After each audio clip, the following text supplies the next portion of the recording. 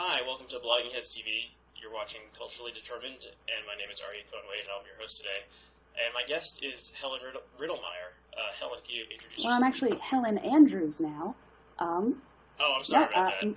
Nay Riddlemeyer. That's right, Nay that's Andrews. right. My day job is at a think tank here in Australia, a country to which I was brought when I married my husband, Mr. Andrews, who is from here. And from Sydney, I continue to write for American magazines, generally either religious magazines like First Things or conservative magazines like National Review, where I was formerly an associate editor. So thanks for coming on today, and it's Helen Andrews for the record. So you wrote a really interesting piece that ran in the Hedgehog Review entitled The New Ruling Class, and it's a piece about meritocracy and the evolution of meritocracy and kind of a critique of meritocracy, which is the main thing we're going to talk about today. Could you give, it's a very interesting piece, we'll link to it, and I encourage people to read it, it's very thought-provoking. Could you give kind of a basic summary of the argument of the piece? Sure, and thank you. I'm glad to hear that you liked it. My intention with the essay was to write an essay about meritocracy for people who feel like at this point they've read all of the essays on meritocracy that could possibly be written. I know I certainly reached a point with this ever-growing genre of books and essays about what's wrong with the Ivy League and the pathologies of our meritocratic ruling class, where I felt like the conversation had just gone around in circles since David Brooks inaugurated it with his essay for The Atlantic, The Organization Kids, which was back... Oh, yeah, that's an interesting... Yeah, that was like 2000 or so. Well, I think that's really when this started, this critique of the meritocracy and the meritocratic class. And that was back in 2001. And so for 15 years, people have done a really good job of diagnosing the problems. You know, the fact that the meritocratic class has a real lack of any moral sense. They're oriented only towards achievement. That they're quite arrogant and entitled. They feel like they're entitled to all the power that they enjoy. And that they're also kind of bland and risk-averse. And these authors have connected all of those faults to the institutions of meritocracy, like the Ivy League schools and selective universities. And all of that is accurate. But none of them seems to have been able to advance the conversation onward to, okay, what do we do about it? Bill Deresiewicz is the former Yale professor who coined the term excellent sheep for the meritocratic class. Now, I was lucky enough to take a class with Bill Deresiewicz back in college, and I could not esteem his intellect more highly. I think he's one of the 5 best essayists working in America right now. I think people will still be reading his essay, The Disadvantages of an Elite Education, 100 years from now. And even his book on meritocracy fell short in the same way as all of the others in failing to move the conversation forward. So that was... you identify something that's called like the last chapter problem, in which this often happens when you're reading a nonfiction book. There's the problem is, the thesis is laid out and the problem is identified, and then the final chapter of the book is like, well, what do you do about it? And often there's not a really good solution for what to do about the problem. Exactly. It's like, I don't really know. So the Democratic Party platform, I guess, that's the go-to example. Well, that kind of the last straw moment for me was thinking, if a bona fide genius like Bill Deresiewicz can't quite nail the meritocracy problem, then there must be something systematically wrong with how we're going about addressing this question. And the problem, I think, is that all of these authors are unable to imagine any alternatives to meritocracy. They can't step back from these meritocratic principles and imagine what it would be like not to believe in them, with the result that the solutions that they do come up with, once they've surmounted the last chapter problem, all amount in one way or another to doubling down. If meritocracy is causing you problems, the answer is more meritocracy. We need to shovel more people into the meritocratic pipeline, or we need to extend the reach of these meritocratic institutions and give them control over even more aspects of our public life. And that strikes me as just completely wrong-headed, because if meritocracy is giving you a problem, why would you think that more of it would help? So in the same way that when you lose something, the solution is to think of the last place that you had it, if a system is giving you trouble, the obvious place to start is to think, well, when's the last time that it didn't exist? what came right before it, and might there not be some virtues and some lessons there that we can perhaps reflect upon. And in the case of the American meritocracy, when we talk about it as a system, rather than principles, but as a system, it really dates back only to the 1960s. And the thing that it replaced was the Protestant establishment, or the WASP establishment, the New England class that built up institutions like Yale and Harvard as ruling class pipelines, which the meritocrats now use for the same purpose. So that was kind of the genesis of the piece, noticing that all of these critics of meritocracy seemed incapable of imagining any alternatives to it, and then realizing that if it's only been around since the 60s, there must have been some alternatives to it in the not-too-distant past that might be worth, re-examining. Right. So you spent a lot of time in the essay talking about how meritocracy arose in the United Kingdom. And do you want to talk about that a little bit before we talk about the whole idea of what the alternative could be? Yes. So the way that I wound up in England is this. In tracing the history of meritocracy back in time, the first turning point that you hit is the ascent of the meritocracy that we have right now, which occurred in the 60s.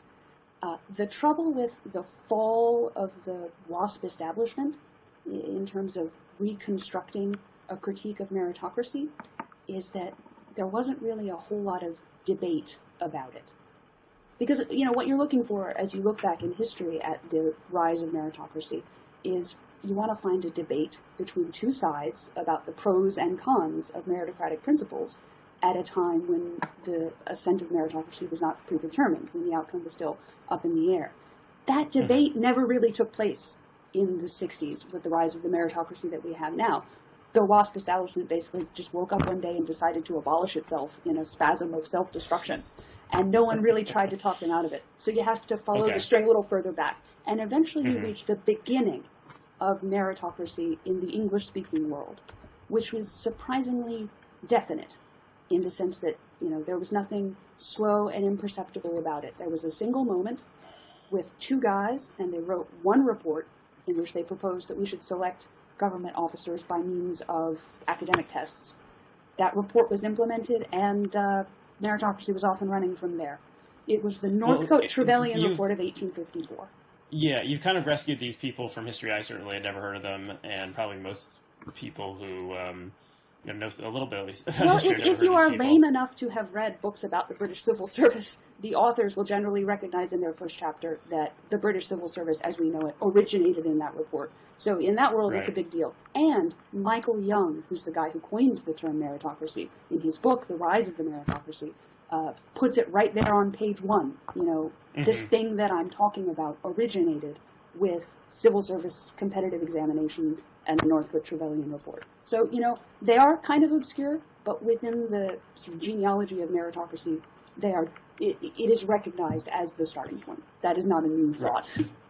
Right. So these fellows kind of came up with the idea of, as you said, testing, instead of giving someone a civil service position because their father had a similar position, giving a test that would determine aptitude. And this was an idea that now we live in the world that this idea created. What were some of the objections from people contemporaneously who were like, they didn't understand why one would want to give a test instead of just giving it to your friend or something like that? Sure. Well, giving a job to your friend, rather. Yeah. Well, the patronage wasn't just favors for your friends. It was the currency in quite a delicate network of relationships that generally had an aristocrat at the top, but had lots of staff and other tiers in it. It was almost like a company, and patronage was the way that it operated. It was its fuel. So it wasn't just a hereditary, you have the job because your father had it. But in terms of the critiques of it, there were critiques from the left and from the right. The critique from the right was spearheaded by Lord Salisbury, who I think is probably, he would later become the greatest prime minister of the Victorian era. He's just a fantastic British politician. And his critique, he started with a negative criticism, which is to say, he did not think the meritocrats had made any successful case for why we should pick the very smartest people to staff our civil service. He says, you can get a man, what's his quote? It is perfectly possible to get a man who can spell without getting a philologist. Right. But he went... So kind of like, the argument in a way, well, correct me if I'm wrong, is kind of like, the mediocre, like, we should staff the government with mediocrities because, like, this is not what the best and brightest of the generation should be doing. Maybe they should be off, like, writing poems or something. Doing something more useful. I mean, if you were running a company... Being petty bureaucrats. Yeah. Well, all jobs in government come down to either administration or leadership. And in neither of those two tasks is intelligence the most salient characteristic. And personally speaking, as one of the governed, I would not mind it at all if the people who were in charge of my government were a little bit lazier and a little bit duller. But okay, and charisma in the hands of someone who has a lot of power can be, especially government power, can be a very bad thing. Well, especially if they are convinced of their own rightness. And this was actually an empirical... Most people are. Well, meritocrats more so. I mean, if you want... One of the most important qualities for any ruling class is humility. And if you want to cultivate humility in your ruling class, the very last thing you want to do is to tell them right at the beginning, you are the best candidates that there could possibly be for the positions you are about to hold. You deserve this more than anyone else ever could. And Salisbury actually talked to some people in government departments where they had experimented with competitive examination. Because prior to the Northcote-Trevelyan report, the civil service was quite disorganized. There was really no administrative connection at all between the customs office and the foreign office and the colonial office. So some of them had, on their own initiative, tried competitive examination. And Salisbury found a customs officer who said, in my office, I've got a staff. Half of them came in before competitive examination, and half of them came in after. And let me tell you, the former are miles better as employees. Because the latter are, first of all, they won't do what I tell them. They see their work as beneath them. And when I do give them a task, like, to write a letter to some tradesman or, trader, whoever, they take forever with it because they have this standard of intellectual excellence and they fill it with flowery phrases. And I just want them to write a letter to the guy. The way the customs officer phrased it was, they have a desire for literature in business, which I have been obliged to check. But, that arrogance, that Salisbury's prediction that meritocracy would lead to an arrogant governing class, I think has been borne out and then some. So in that, at least, he was quite prescient. Okay, well, would you rather be governed by people who are arrogant or people who are incompetent? Salisbury was actually quite happy to have a qualifying examination. He saw no problem with making sure that people could spell and add, which, to be honest, to give all credit to the reformers, that was not always the case in the civil service prior to 1854. If you read Dickens, you'll get a taste of some of the characters a satirical version of some of the characters who existed in, the British civil service and government in. The book that everyone should read century. is Anthony Trollope's *The Three Clerks*, because he was himself a civil servant, and so he hung out with other civil servants. And Trevelyan of the Northcote-Trevelyan report appears in the novel under a pseudonym, and it's just a brutal portrait. Sir Gregory Hardlines, he comes across as an ass and a half. And Trollope really knew what he was talking about, and he thought the Northcote-Trevelyan reforms would be an idiotic idea. But yeah, if you want a hilarious picture of the civil service before the reforms and just the drunkenness and the showing up late and the incompetence, The Three Clerks is your book. Yeah. So, okay. But what so I'm kind of bamboozled here. I mean, what do you think is the modern alternative to meritocracy? Is it a return to the spoils system? Is it recreating some kind of WASP aristocracy? What do you see as a realistic alternative at this point? I'm not proposing that we revive the elite or the WASP aristocracy. I'm perfectly happy for the current meritocratic ruling class to stay where they are. I would just like for them to begin to think of themselves more as an aristocracy and cultivate a certain ethos and the virtues that come with being an aristocracy. And I think that will go a long way towards addressing a lot of the problems that they have, that critics of meritocracy have identified with them. Well, you remind me of a line from The Big Lebowski, say what you will about the tenets of National Socialism, at least it's an ethos. I mean, what do you think is the ethos of the meritocratic elite? It's just that we know better than you and trust us? Well, the problem is that they don't have one, because they're absolutely unwilling to acknowledge that they are a ruling class. They say, we're not a class. We take the best of all the various groups in America. We are not parochial or distinctive in any way. We're all embracing. And that's kind of the point of meritocracy. The trouble is that leads to a kind of anarchy, and they don't cultivate virtues or address vices in any deliberate way. And so that's a big problem. Their only ethos is that they think they're smarter than everyone else, which, frankly, they are not. I think the thing that meritocrats need to hear more than anything else is that you are not nearly as smart as you think you are. Probably most people could stand to hear that, but yeah, I kind of agree with you. So you had a line, you'll remember better than I, about the stupidity of these type of person, and we actually went to the same well-regarded university, and I think we can both agree that there's plenty of people there who may have done very well in their SATs, but you wouldn't trust them to dog sit. Well, but see, that's not even quite what I'm talking about. I think everybody acknowledges that there is such a thing as the book smart guy who's dumb in other ways, who couldn't open a bank account if you didn't, walk down to the bank holding his hand. That's not what, that thing exists, but that's not what I'm talking about. I mean that they're just dumb. They're quite ignorant. I've had a lot of Okay, and you have a quote from a student who says, kind of admits her lack of concrete knowledge, but says she knows how to think. That's what it is, right? How to think about the prep things. School St. Paul's. Yeah, I didn't. But sorry, go ahead. Well, I think that is one thing that people who have not attended elite institutions don't really realize. Although Twitter, which is in all other respects a cesspool, has been an excellent way for people who didn't go to Harvard and Yale to see the ignorance on display from these people who are ostensibly, the best and the brightest, the gaps in their knowledge that come out from things that they say. And I've had a lot of feedback from people about this particular point in the essay. They say, I teach at a selective school, and I have students who did not know that Jesus was a Jew killed by Romans.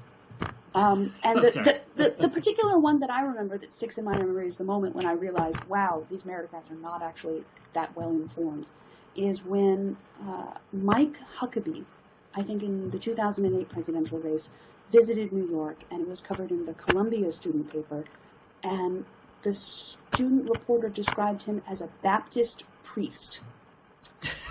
Now, if you know anything about Baptists, the one thing you should know is that they don't have priests. That priests that's superstitious popery. We have pastors and ministers.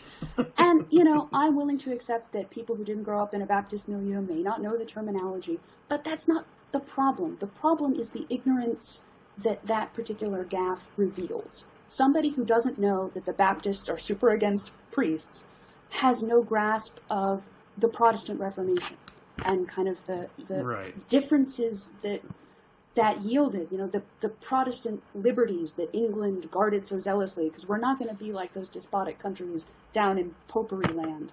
And so if you don't appreciate that, you really obviously have no grasp of the genealogy of American liberties, and you're not someone that I would entrust the guardianship of those liberties to. Okay, well, who can we blame for this sorry state of affairs? If someone who is a student at Columbia doesn't know anything about the Protestant Reformation, well, this person is 18, 19, 20, 21, or 22. Do we blame the high school system that failed to teach this person that? Do we blame, at Columbia, there's a core, don't they have to take a core set of classes that's supposed to give them the kind of the Western canon and stuff like that? Who do we blame? Well, I think the meritocracy itself is to blame. And has to be to blame, because one of the principles of meritocracy is that you should, intelligence is the only criterion. You should never be disqualified from participation in the ruling elite by your origins, which is, a lovely value. I think there's a lot there to it. But that has led to a sort of curriculum where there's no particular body of knowledge that becomes mandatory. Because why should you have any special attachment to the history of America or Britain and that story rather than the history of the Chinese empires? That would be sorting people according to their origins rather than according to their raw intelligence. But the trouble is that when no body of knowledge is mandatory, everything just dissolves into ignorance.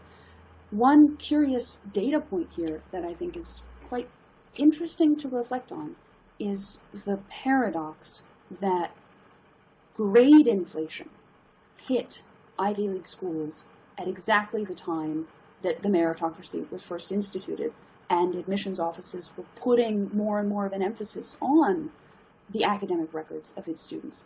I mean, if you look at the average SAT score of the incoming freshman class at Yale in the 60s, it's sort of flat, and then it takes a big jump up when they start instituting the meritocratic reforms. And so that is a paradox, that at the time when your student body has a higher IQ than ever before, suddenly they start handing out A's like candy, and you have the problem of grade inflation that's still with us. Now, what that says to me is that in the competition between the increased intelligence and the increased self-regard of this new meritocratic class, the increased self-regard won. Okay, well, there's other possible explanations here that I could see. One would be that, well, the kids are just smarter. I mean, George W. Bush got into Yale. I believe he would have entered in 1964. George W. Bush would not get into Yale today if he had gotten the grades that we can expect that he got in high school. The way you get into Yale, Harvard, Princeton, and these other elite schools is you get straight A's, you do well on your standardized tests, you have a lot of activities that you participate in, you get good recommendations, and you write a good essay. So you really have to jump through a lot of hoops to do this, and these people are very good at tell a Yale student, give them the assignment, that Yale student will do his or her best to get an A. That's what the process by which you get admission to these universities trains you to be that type of person. So I think grade inflation is a problem, but at the same time, it's not like they're just handing out 100s on the tests. These kids are getting 100s on the tests. And yet there is this massive ignorance. I agree that these two things coexist. That they are, I think Bill Deresiewicz is the one who called them show ponies. Just watching these kids perform in seminars was like watching them leap through hoops and over hills and dales. That they are able to perform in that way, and yet they have these massive gaps of knowledge. David Galernter is another Yale professor who's written quite acutely on this problem. And he's, admittedly, he's in the comp sci department, so maybe he's got a particular kind of student that he deals with who is more likely to not know who Beethoven is. But he has noticed that his students don't know who Beethoven is. They know that Winston Churchill was the baby-looking guy with the cigar, but they don't know what he did. They don't know who Charles de Gaulle is. Okay, well, I would blame No Child Left Behind for this. Who would you blame? Or who or what would you blame? Like, blaming the meritocracy is like blaming democracy or something, in my view. Like, the reason they don't know what Beethoven is because music education has been devalued. And why is that? Because No Child Left Behind. Like, that seems to be the explanation from my perspective. Sure, and I certainly don't want to harp too much on the sort of dumbness or ignorance of the current ruling class, considering... They're smart enough. Well, and that's exactly my point. In terms of the people that you are entrusting with power, it is not super important that they be the smartest people. They only need to... I would much rather have a virtuous elite than an off-the-charts intelligent elite. But how to cultivate virtue has been a problem since, Aristotle wrote about it. We don't really know how to do that. One would have thought 20 years ago that, the priests in the Catholic Church were virtuous. Well, we've found out that, no, that was as much of a cesspool as any other human-made organization. Like, how do we how do we inculcate virtue in these young people who are going to be ruling the world in 30 or 40 years? I know, right? It's the classic. It's tough. Yeah. How do you solve political philosophy and the question of who shall rule us? I think we can do that on the next Blogging Heads. I'll come back and stay come tuned. up with it. Stay tuned. But it's, I think, important to reflect that meritocracy was designed as a way to solve that problem. You know, how shall we pick who rules us? You know, we'll find the smartest people. And any solution needs to begin with recognizing that that hasn't worked. That all of the things that meritocracy was supposed to do, all the problems it was supposed to solve, it definitely hasn't. Another example. Another huge example. Oh, really? Oh, I was going to double down. One of the problems of meritocracy was that you had a bunch of blue blood WASPs who were kind of like lazy and just wanted to drink have a 3-martini lunch or something. You regard the demise of the 3-martini lunch as a good thing? What's wrong with you? Well, a lot more stuff gets done. I mean, here's one other thing that the death of the WASP aristocracy enabled. Someone who was named Aryeh Cohen-Wade to get into Yale. There used to be quotas in terms of how many people, specifically Jews, could be allowed into the Ivy League. So if I had applied in 1901 instead of 2001, I wouldn't have gotten in. Probably if I applied in 2016 instead of 2001, I wouldn't get in because I got a couple B pluses. And it's gotten a lot harder to get in these schools. Every year it gets harder. But the reason that people like me and like 2 generations earlier of Jews were allowed to get in was the smashing of the WASP aristocracy and the rise of standardized tests. Yes, everything that you say is absolutely true. Well, thanks for coming on, Helen. However, I have observed that inclusivity has come to function as a, what did Orwell call it? Stop think? Crime stop. Okay. Just kind of a gate that comes down and forecloses any further consideration of a particular line of thinking. Okay. People think to themselves, I am less racist than these people from the past that I'm thinking about. Therefore, I don't have to take seriously anything they might have to say to me, without pausing to consider that maybe you are morally superior to them in this way, but not in many, many others. And in applying that particular problem to meritocracy, I would not want to presume to speak for any racial minority, but I do have some experience being part of a regional minority. There aren't a ton of people at Yale who are from the South. Certainly not a lot of people who were born in Mississippi. And the increased geographic diversity of the Yale freshman class was really kind of the first meritocratic reform that the admissions office implemented.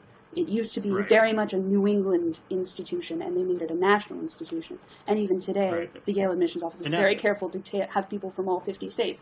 But the problem with that... Yeah, they love that. Sometimes they don't get Wyoming, but they love having 50 states. And increasingly, these are global research universities. They have people from probably every province in China at this point is represented in the Yale freshman class. It just occurred to me that I wonder if there's anyone in the world who has moved to Wyoming in order to be Yale's Wyoming student and increase their... I wouldn't put it past some of these parents these days to move to Wyoming. But the problem with the increasing geographic diversity of the meritocracy is that it hoovers up all of the local talent from regional America and sucks them up into the sort of global citizen meritocratic class, when otherwise they might have stayed where they were and become local leaders in their own right.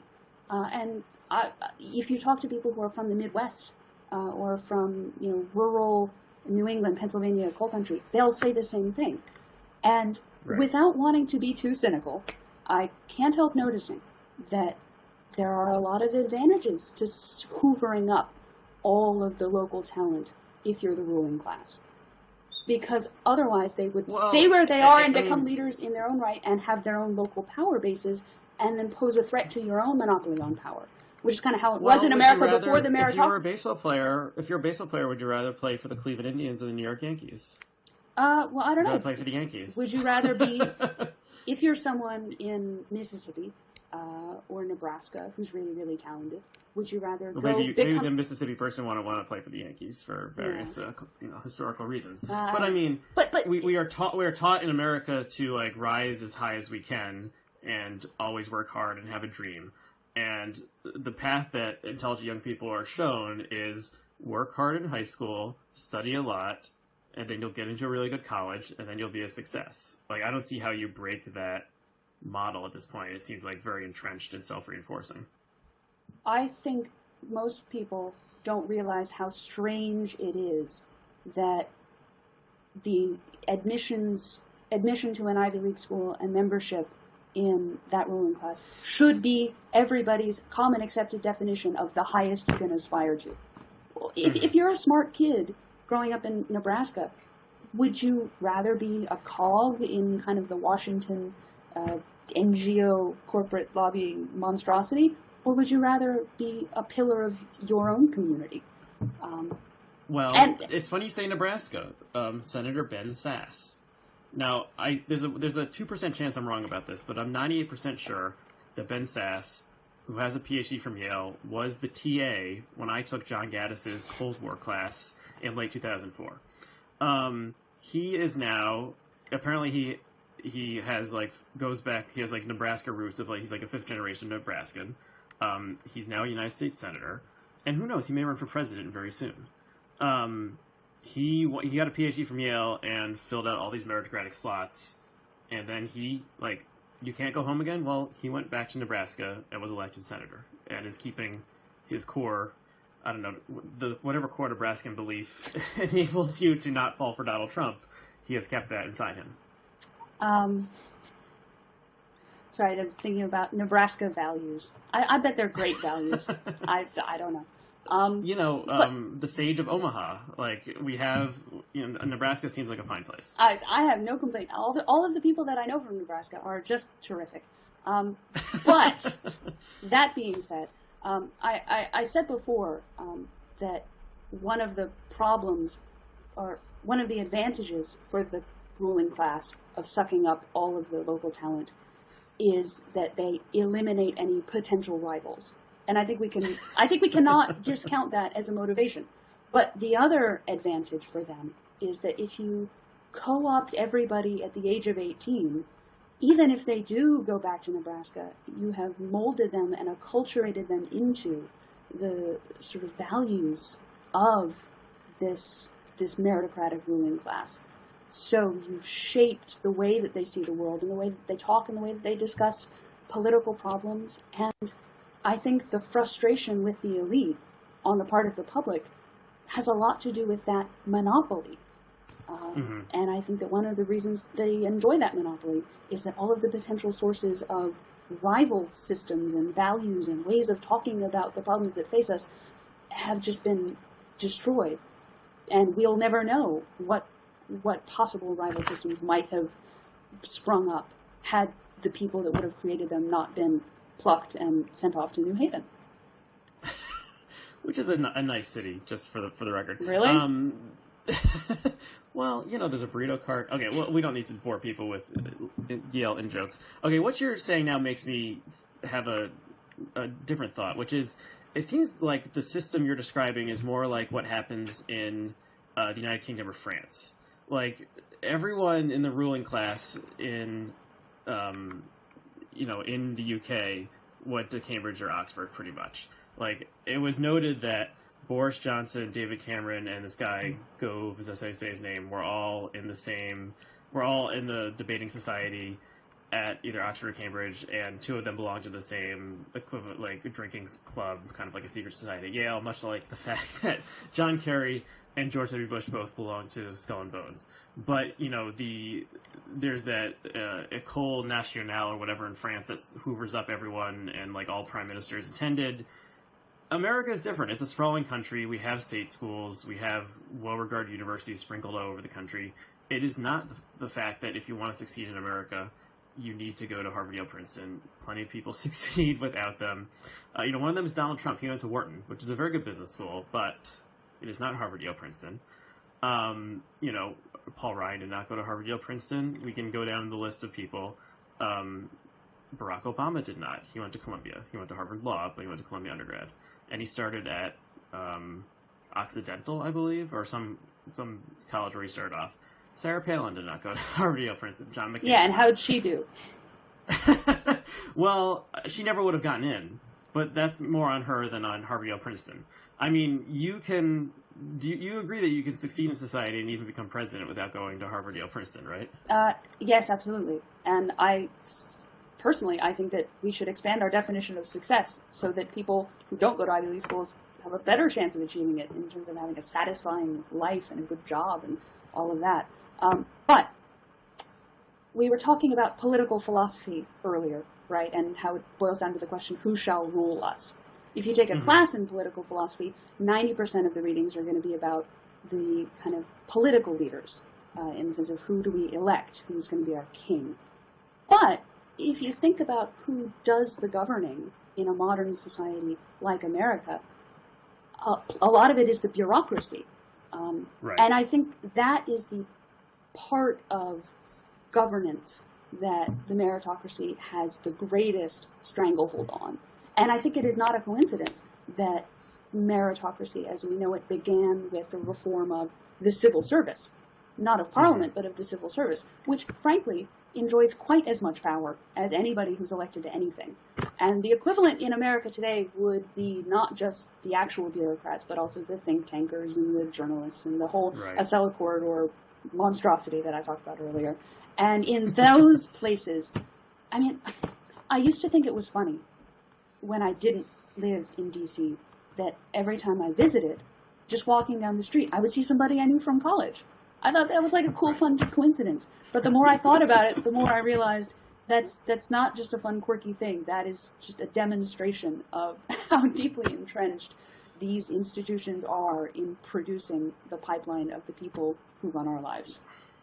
Yeah, that's a good point. I live in Rochester, New York, but I was in New York City a couple weeks ago, and in a random Lower East Side bar, I ran into someone who was a fellow writer for the Yale Record, America's oldest college humor magazine, who I hadn't seen in a decade. So yeah, these people, they're everywhere, or at least everywhere along the power corridors in America. Okay, well, kind of my initial reason I wanted to talk to you about this was, okay, you present a good critique of the meritocracy, but the stuff you bring up was very novel to me about how it evolved in the United Kingdom. I confess I haven't read that Trollope novel you mentioned, but I'll put it on the list. But isn't, in a way, meritocracy the worst system except for all the others, in the same way that democracy is the worst system except for all the others? What is the alternate way? What is the alternate path here? How do we, can meritocracy be broken, and what could possibly replace it? Okay, well, to address the first part first, whether or not it is, like democracy, the best of all bad options. Let me ask you a question. In your opinion, do you think America was governed better or worse, before and after meritocracy sort of achieved its lock on the structures of government? Certainly, in my own opinion, looking at British history, I think there's no question. I think Britain was governed much better before the meritocracy took over everything. Well, I would say Barack Obama is a better president than Calvin Coolidge, or, Obama is a meritocrat in maybe the purest expression of the meritocrats. And, but it's not. There's plenty of mediocre American presidents, right? After you go through the founding generation, you get a bunch of mediocrities up until Lincoln, and then you have a bunch of mediocrities again. There's plenty of mediocre people who have achieved the presidency in America. I think you have made a very revealing leap. I asked you whether or not America was governed better or worse, and you talked about the quality of the presidents that we have. I think it is entirely possible to have quite a dull, dumb guy at the top of your pyramid and still have an America that's governed noticeably better. We might get a dumb, exciting guy at the top of the pyramid pretty soon, but that's for another conversation. Well, and see, but Trump reveals why all of these essays about what's wrong with the Ivy League and the meritocracy are actually important, because he has arisen because confidence in elites has cratered. And except he's an elite, but he's a con man. But that's, you know, he did go to Wharton. And he's a billionaire, so he's an elite. But he's railing against the elites, and he's a populist. Yes. Okay, but you know more about the civil service than I do. But, like, would you, if you had to, you know, if your case was before, like, a judge, like a random, like, low-level judge, would you rather it happen today, or would you rather it happened in, like, 1917? Like 100 years ago? Like, which kind of judge would you, like, the judge who was probably drunk on the bench, or the judge who went to Columbia Law School? Well, the answer to that question is by no means obvious to me. Okay. First of all, well, think about it this way. One of the big raps on the meritocracy is that they're quite cut off from the rest of society.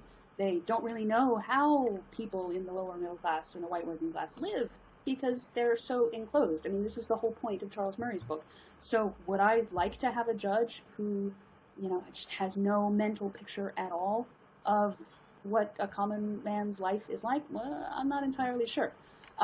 Secondly, Tammany Hall, I think it's a bad rap. I have a lot of time for Tammany Hall. I think there's a lot of virtues there. Well, they provided services. And, turkeys at Christmas. Who's against turkeys at Christmas? But actually, just to make a non-jovial point, Herbert Hoover, when he barnstormed around the country railing against the New Deal, one of the points that he made was in a speech in New York City, about Tammany Hall. He said, "You guys complained about the corruption of these bosses. Well, you know, I can put a dollar value on the, you know, cost of that corruption and handing out jobs for the boys and just cash payments to cronies. Let me compare that dollar value to the cost of this massive welfare bureaucracy that the New Deal has implemented, and it's just no comparison. You know, multiples of 100. And that seems to be the pattern. And it's terribly ironic, because meritocracy, even back in the Northcote-Trevelyan report, was implemented on the logic that it would increase efficiency, that it would make government leaner, because smarter people were going to be running it. But in every case, by the operation of some inexorable law, meritocratic government has always become much, much bigger government. So yeah, no, I'm not entirely sure that I wouldn't prefer to live back in the old days of corruption. Okay, well, do you long for the spoils system to be reinserted, and do you think that there's any possibility of that ever happening? Well, that's kind of sort of what John Rauch was getting at in his Kindle single, and sort of in his New Atlantic essay. But it's funny that you should mention again the spoils system. So the way that the concept of meritocracy migrated from Britain to America was by way of the early American civil service reformers who wanted civil service examinations, kind of the good government guys in the progressive era. And they pointed to Britain and said, these guys have worked it out. They have the best civil service in the world. We just need to do what they do. And the Bible that they brandished as proof was a little book called The Civil Service of Great Britain, a history of, you know, a third of it is about the Northcote-Trevelyan reforms. And it was written by a young man by the name of Robert Moses. Like Jane Jacobs, Robert Caro, doorstop biography, King of New York, Robert Moses, the Robert Moses. He graduated... Robert Moses, who, for people who don't know, he kind of remade the landscape of New York City and built a lot of bridges and the east and west side highways and bulldozed neighborhoods, and is a much debated, much more hated than loved figure today, certainly. And also, most importantly, he kind of took the Tammany style of government and just turned it up to 11 and professionalized it. He was a boss to end all bosses. But he was kind of the like boss a who didn't level. have to really answer to even, you know, the kind of people that the Tammany Hall bosses had to answer to, like, because he had bureaucratic power in the way that they didn't really. So because he was a genius. He was a genius. It's really hard to argue with a genius. I have a lot of admiration for him as well. But he graduated from Yale as quite a young man, and went to Oxford and got his PhD and did his PhD thesis on the civil service of Great Britain and its examinations and its reforms. And he turned it into a book and he brought it back, and he became the guy in the United States who knew more about civil service reform and meritocracy than anyone. In his 20s, he is the preeminent expert. And it was on that basis that he was hired into the mayoral administration of John Perroy Mitchell. It gave him his start in New York politics. And I can't help noticing that the guy who was more knowledgeable about and committed to meritocracy as a system of government ended up switching completely to the opposite end of the spectrum and thinking about power as something that requires a lot of personal discretion. I'm not sure if that's ironic. I think it might be, but for sure it is suggestive that people who know meritocracy best end up very often getting quite disillusioned with it. Right, but okay, do you have sympathy for Moses, or do you think he gets a bad rap, or do you think Moses was kind of the power mad bureaucrat who in some ways was like Baron von Haussmann in Paris, who created the boulevards that we all love today, but did it by bulldozing sections of the city? That's kind of what Moses did as well. Are you pro Moses or anti? I am pro Moses. I am on record having written an article called "In Defense of Robert Moses." Okay. Yeah. So we'll link to that article. That's interesting. I confess I haven't read The Power Broker. It's slander. All lies. Okay. Well, I think it's safe to say you are in the minority on that, but that doesn't mean you're wrong. Okay, but what is? I still haven't heard an answer. What is the alternative to meritocracy? Like, what can we practically do that is in 2016 that is the alternative to this system that's existed for 50 years? Yeah, because we cannot literally resurrect Robert Moses or indeed Boss Tweed, which is in many ways a shame. Not yet. Who knows? We might get there. The answer that I give in the essay is for the meritocracy, the meritocratic ruling class to stay in place, continue be in our ruling class as they have been, but to start thinking of themselves as an aristocracy more. And the way that I arrived at that conclusion was a bit circuitous. So in reflecting on the fall of the WASP establishment, I came to realize that my assessment of their record was somewhat colored by the fact that I just like them.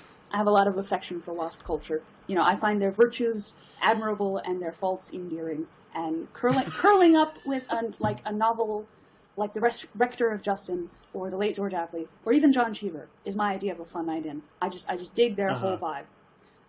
But as a matter of my own intellectual integrity and intellectual housekeeping, I thought it was important to imagine what it would have been like in the 1960s to be confronted by this ruling class and to actually hate them, to just not be able to stand them at all. And frankly, much as I love my WASPs, it is not that difficult to imagine why a person might hate them. They were a bit snobby and a bit clubby, and the anti-intellectual streak that I find so refreshingly sane, I can see how it would get on other people's nerves. And I really tried to ask myself, if I had been in a conversation with that person, would I have been able to convince them that they should appeal to the virtues of this establishment and say, build on those and reform them, rather than just go in and burn their whole structure to the ground, which is what ended up happening. But the revelation that came out of that was I realized that I don't actually have to think hypothetically about what it would be like to be confronted with a ruling class that you can't stand, because that's kind of the attitude I have to our current meritocrats. I mean, even apart from all of the faults that they have, they are just not my kind of people. I don't care for them. I think they're quite ambitious, but completely unwilling to accept how ambitious they are. They think they're just pleasantly achievement-oriented, but really there's something much darker going on. They hate religion, which is a problem for me, and they're so morally self-righteous, and again, unwilling to accept how morally self-righteous they are. They think that they're just being pragmatic, and so if you disagree with them on a moral question, you're being insufficiently pragmatic. You will notice that the last paragraph of the essay begins with the sentence, the task of reforming our current elite should be entrusted to someone with a feeling for what is good in them. The subtext there is, i.e. not me. But okay, so you, if elected, you will not serve, kind of thing. well, the end result of this particular line of thought is to realize that if I believe that people in the 60s who hated the establishment should have put their hate aside and worked with them to build something better, then I must necessarily grant our current elite the same courtesy, however much I might personally dislike them. And I must admit that Right. the fact that I don't really like these guys says nothing about whether or not they would make a good or a bad ruling class. I think there are the rudiments of quite a good ruling class there. But the barrier that's in the way of their becoming a better ruling class than they are is owning up to the fact that they are one. You know, if you're going to continue denying that you are a separate elite with its own quirks and values, if you're insisting that you're just a combination of the best of everybody and you're, you know, cosmopolitan. This was the point of Ross Tafett's column this last Sunday, The Myth of Cosmopolitanism, which is terrific. Right. If you're unwilling to admit that you are the ruling class and an aristocracy already, then you're not going to be able to make the adjustments in your own ethos and self-conception that might actually make you better. So it has to start there. And then the rest of the reform should be somebody else's job, because, again, the feeling for what is good in them is not there in me. Yeah.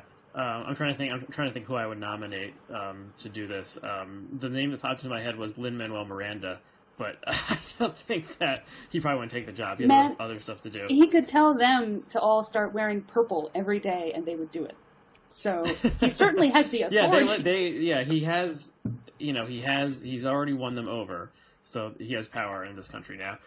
Okay, maybe, you know, why don't we end on this question? Do you consider yourself a member of the meritocratic ruling elite? I'm not sure what I could rule from over here in Australia. Well, you had to flee the country for some reason, but like if you get into Yale these days, and I don't know your history, but if you're not an athlete or like a very strong legacy, that means you did very well in high school, you did well on the standardized test, you've got some recommendations from teachers, you did a lot of extracurricular activities, and then you went to Yale for 4 years, as did I. But you know, neither of us live in New York City or Washington D.C., but yet, you know, probably, you know, Sarah Palin would sneer at both of us. I mean, you're not even in America anymore, man. That's right. It's almost as bad as being French. No, everybody likes the Aussies, I've discovered. No, I went to Yale under the impression that it would be kind of an intellectual hive, that I would find other people there who cared a lot about ideas and deep discussions and finding out facts and accumulating knowledge and becoming intelligent. And I realized very quickly that no, that's not the purpose of Yale, and that's not what other people were at Yale for. They were there to study, to have their apprenticeship for the, you know, running the country, for being in the ruling class. That is what Yale, and frankly, you know, who am I to say that Yale should conform to what I want from it? You know, the thing that I've described, the sort of ruling class pipeline, that is what Yale was created to do. So I think maybe that's its purpose, and it should continue to serve that purpose. Upon reflection, I probably would have been much happier at a place like University of Chicago or St. John's. Yeah, I ended up sort of quite by accident at this ruling class institution. But the biggest benefit of it is that even in the days before Twitter, and their ignorance was there for all to see, living up close and personal with these purportedly genius, meritocratic rulers of the future, I was able to see that they were not terribly impressive in all of the ways that they thought they were. Right. Okay. Why don't I think that's a good closing point, but I'm going to give an anecdote that I heard Calvin Trillin relate on a panel. Calvin Trillin is like Yale class of like 58 or something.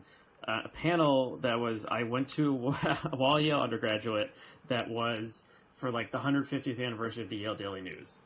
And here's what Calvin Trillin said. This is in one of his books also. You know, he was reading the paper one day, and he saw, this was during the Reagan administration, and he saw person X was appointed ambassador to Japan. or chief like trade, chief of trade to Japan or something like that. And he saw the name and he realized, oh my god, this is the dumbest guy in my frat. And for the normal person who's reading the paper and they see, new ambassador to Japan or trade representative to Asia or whatever, they think, oh, I'm sure that person knows what he's doing. Like, how do you get in that position unless you really know what you're doing? And he realized that, going to Yale taught him that even the dumbest guy in his frat could become chief trade representative to Japan. And, yeah, I got that sense, too, of some of the people I went to school with. Like, Mark Zuckerberg is not that much smarter than anyone else who went to Harvard. And the kids who go to Harvard are not that much smarter than the kids who go to Yale. It's just somehow he stumbled into something that made him a billionaire. So it gives you a weird sense of, I don't know if it's like humility or something. I mean, you can become either a megalomaniac or very humble when you attend one of these these universities. But, yeah, Mark Zuckerberg is not a genius. The trade representative to Asia is not a genius. Like, they're all just people. That's kind of my core belief. I wonder how many of them think they're geniuses, though. Because my experience with Yale types is that they do think they are. So they know people in their classes who are not, but that in no way instills humility in them. So that's my final note of pessimism. Yeah, well, all the children in like Wobegon are above average, And when you go to Yale, everyone, like, some people, I was about average at Yale, I think. But I know people who thought they were below average. But most people think they're above average. Just like there's a famous study that, like 85% of people say they're a better than average driver. So that's impossible. So, it's just kind of natural human, the way humans naturally are, intersects with this crazy world of elite colleges. And this is the world we live in. Any final thoughts, Helen? Nope. I think that wraps it up tight. Okay, so we'll link to this piece. The title, once again, is The New Ruling Class in the Hedgehog Review. I encourage everyone to read it. Where else can people find your stuff? What is your Twitter handle? Oh, I am HER Andrews on Twitter, and I have a website, herandrews.com, where I collect all of the various pieces that I write, because I write for so many publications, it's useful to have them all in one place. Okay, well, we'll include links to both of those places. Thanks for coming on, and I hope to have you on again sometime in the future. Thanks so much.